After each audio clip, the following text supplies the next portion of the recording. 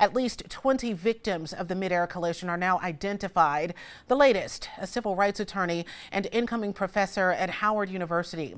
Many others were part of the U.S. figure skating community with ties to Massachusetts, including a mother and a son from Barrington. Some of their families and friends are now speaking about their loved ones who were gone too soon. Good morning, Providence reporter Laralyn Jackson is joining us live this morning with how they are being remembered. Laralyn.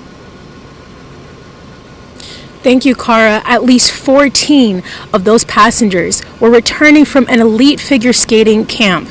Now, those passengers were on that flight, on that plane that crashed in Washington, D.C. At least 6 of those people had ties to Southern New England. Skating Club of Boston members Gina Han and her mom, Tin. Barrington resident and skater Spencer Lane and his mom, Christine.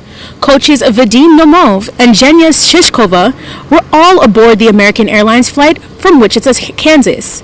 Nancy Kerrigan, former Olympic figure skater and Skating Club of Boston alum, spoke on how this tragedy impacts the tight-knit community.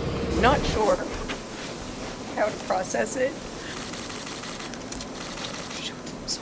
As Americans, as people, and we are strong, and I guess it's how we respond to it.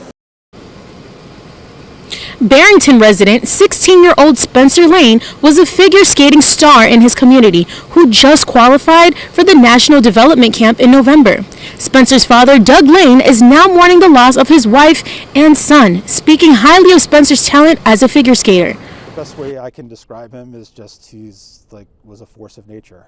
He just had amazing athletic abilities. Spencer's father says that he is devastated by the news, but he is happy to know that his son spent his last week doing what he loved the most. Now, as we learn more details about the crash, we'll keep you updated on air and online. Live in Smithfield, I'm Laralyn Jackson with ABC 6 News.